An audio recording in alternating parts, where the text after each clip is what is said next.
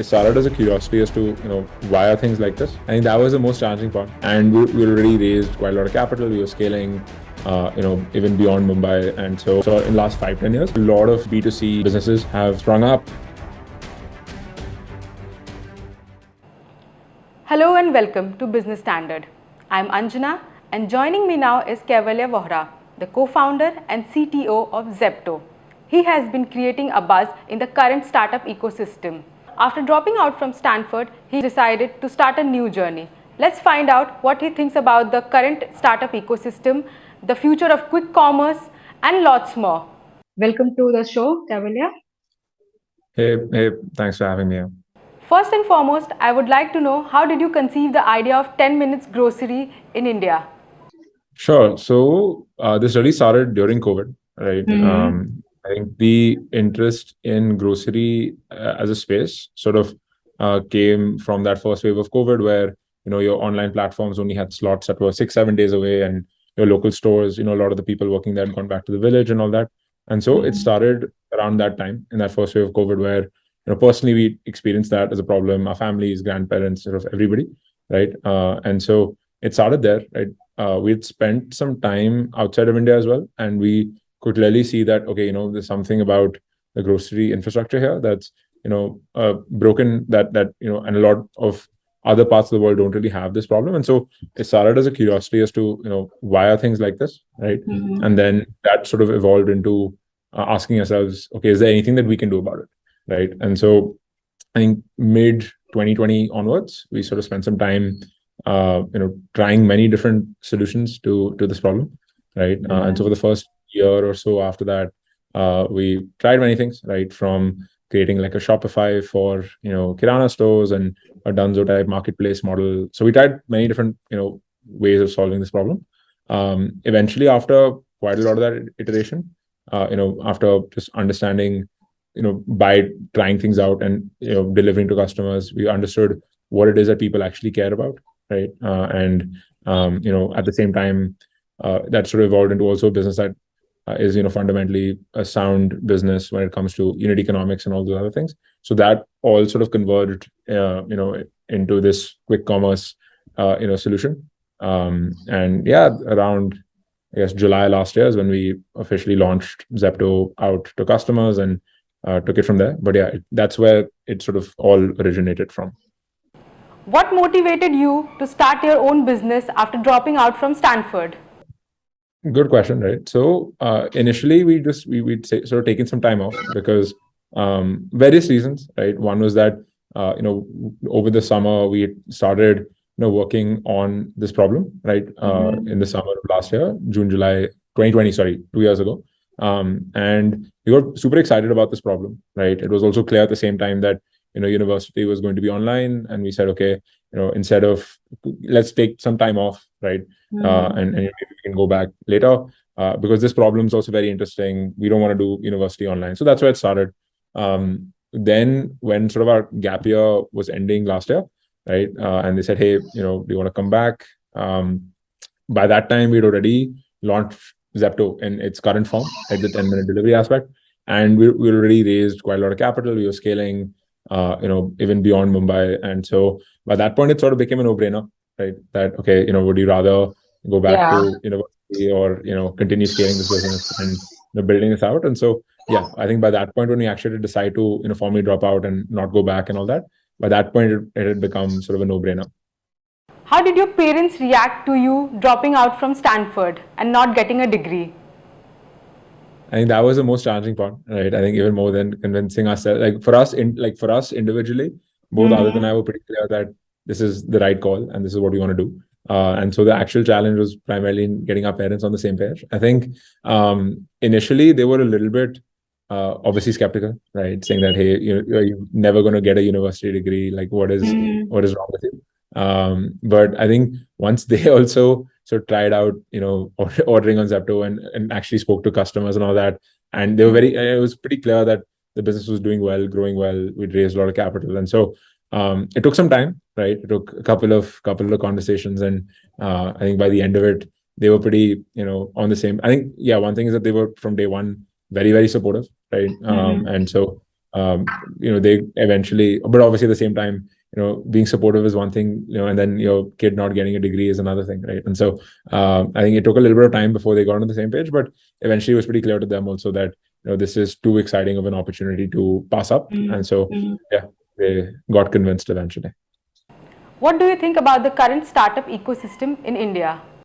Sure. I think it's a very exciting time, right? I think India is already the third largest sort of startup ecosystem in the world, right? Only behind, I guess, US and China. And it's growing faster than, both of them currently. And, it's India today is probably like, 2005, 2006 China, where, we are moving. Historically, India has been, especially when it comes to technology, India has been a services setup, right? Where a lot of, companies globally would come to India because we had pretty good, talent, technology talent, but it would always be services, right? We would always, be providing services to, other MNCs globally or, stuff like that. Over the last 10, 15, 20 years, right, that change has started to happen where, we've, as an ecosystem, also started building products ourselves, right? It started maybe back, it's been going on for a while, back in the info edge days and all that, but more and more, right? When the Amazon, Flipkart, etc., all these companies started out, right? And so that's one of the changes that's happened is moving away from only, providing services to global, MNCs, and instead actually building products here as well, right? So that's one change. Second thing is as a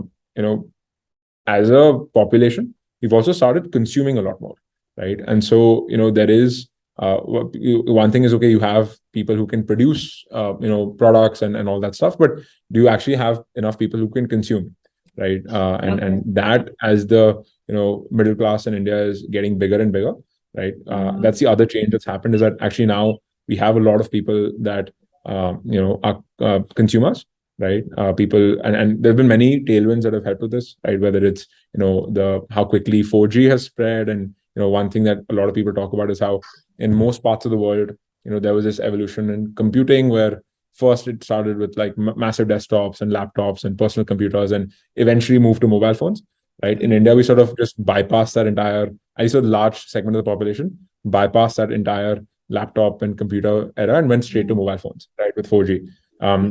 And so all of that has been very exciting, right? And we, especially why a lot of, you see in the last 5-10 years, a lot of, B2C businesses have sprung up and started scaling within India. And so, yeah, I think on the whole, very exciting time, right? I think the next, a lot of people say that the next decade is going to be India's decade, right? When it comes to how quickly innovation will happen. And I'm absolutely on the same page about that. I think it's a very, very exciting time for the Indian sort of startup ecosystem.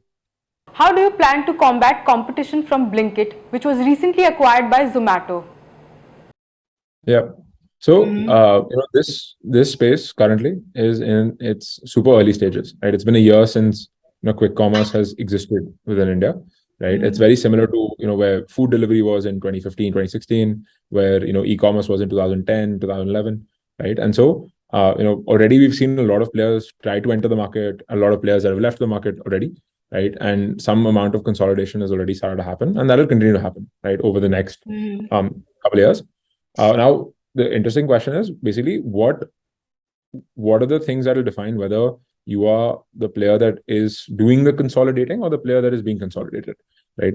And what that will come down to more than anything else is just purely execution, right? Execution on all of the things that I just talked about earlier, right? So execution first and foremost on, operationally, can you, who is the best at, having the lowest cost of fulfilling an order, right? On the internal supply chain stuff, right? Who is the player that is the most convenient, right? In terms of speed, right? Who is the player that is the most, has the widest assortment, right? Or is able to fulfill the most use cases that a customer has, right? And who is the player that has the best quality, right? And so all 3-4 of these things are like different battlegrounds that you have to win on, right?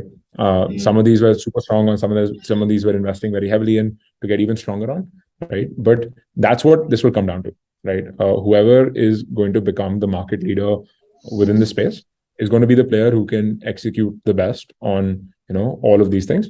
We're already sort of best in class on a bunch of them, right? And the ones that, we're sort of roughly at the same place at with some of our competition, are areas that we're all, we're investing into, get even better and be best in class on those areas as well.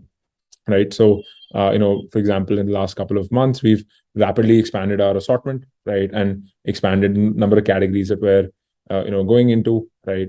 So, for example, like Zepto Cafe is one category that we're scaling up, right, which are additional use cases on top of just regular grocery delivery. And so, yeah, it's basically these 3-4 parameters that you have to just execute really well on, right, and that is what will define basically that's what will define long-term customer love, right? And that's fundamentally the most important thing, right? That's how you build a long-lasting institution. And so, yeah, that's what we're focused on currently. You started Zepto in the middle of the pandemic when people were not so eager to go out and get their groceries. But with things changing and everything opening up, how do you plan to keep the momentum? Yeah, good question, right? I think one thing is for sure, right?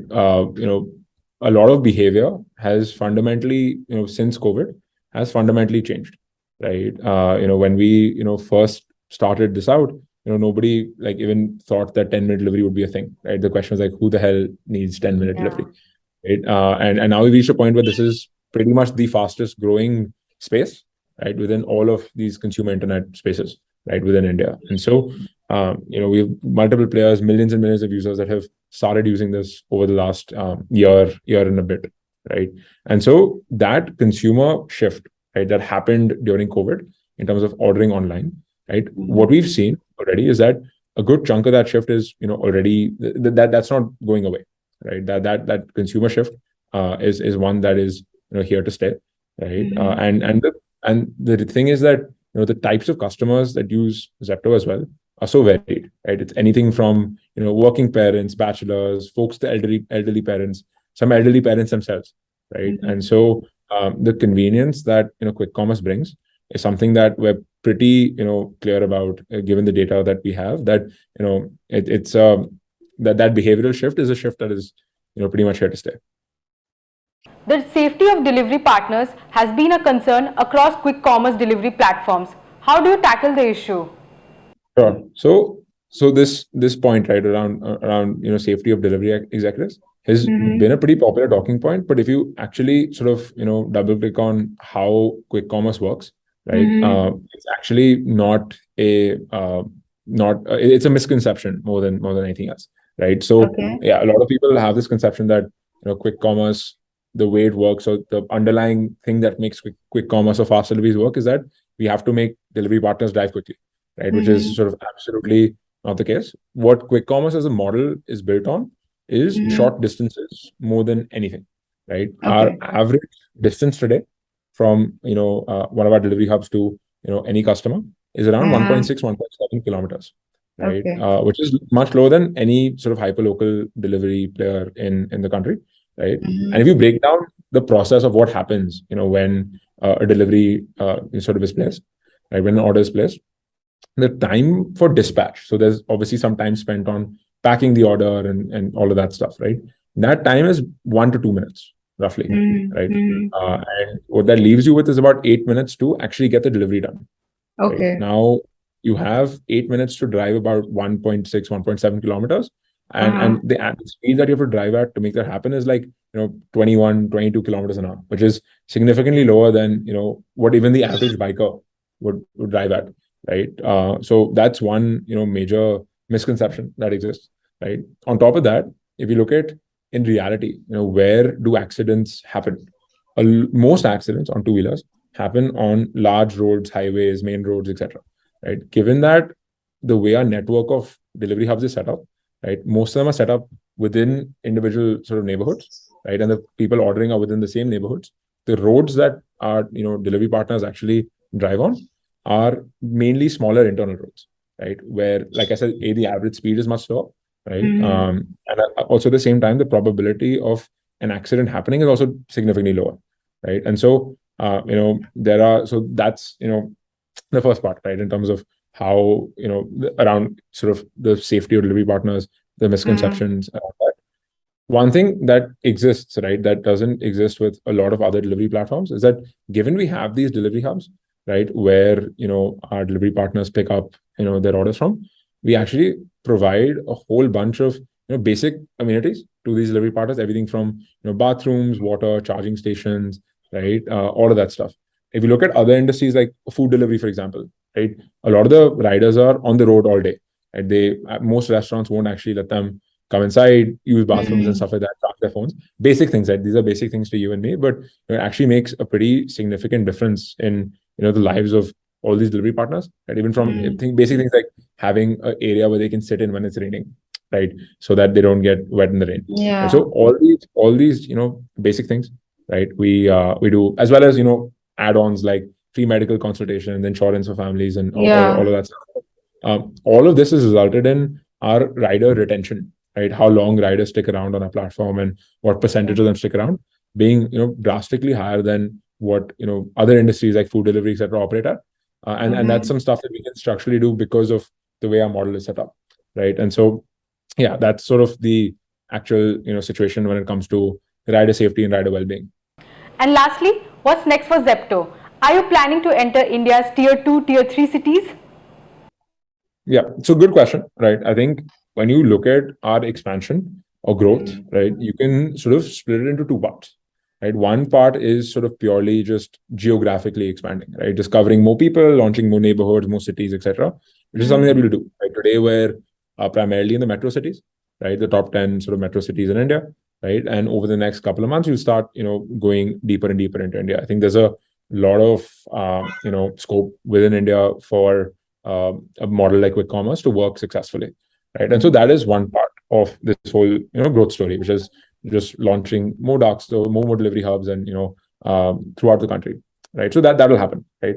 Alongside that, there's a second type of growth which exists, which is basically more on the customer experience side in terms of newer categories and more use cases that customers that we can provide to customers, leveraging our existing delivery network, right? So we've expanded our assortment to about 5,000 SKUs, entering a lot of new categories within sort of adjacent to grocery, whether that's basic things like stationery, kids' toys, beauty, makeup, cosmetics, right? Whole bunch of these new categories, as well as scaling some categories that are drastically different, like Zepto Cafe, right? Where we've we've basically partnered with a bunch of brands like Chayos and Blue Tokai, Rebel Foods, and all that, and are delivering hot coffee and tea from our delivery hubs to customers in 10 minutes, right? And so there's I think the other type of growth, the second type of growth, which is the category expansion or use case expansion, that's the second type, right? And that is actually something that's super interesting, right? As we but both will go hand in hand in terms of in terms of our expansion. If you like this video, share it and subscribe to Business Standard. For more news, views and insights, log on to www.business-standard.com. Do also follow us on YouTube, Twitter, Facebook, Instagram, Telegram and LinkedIn.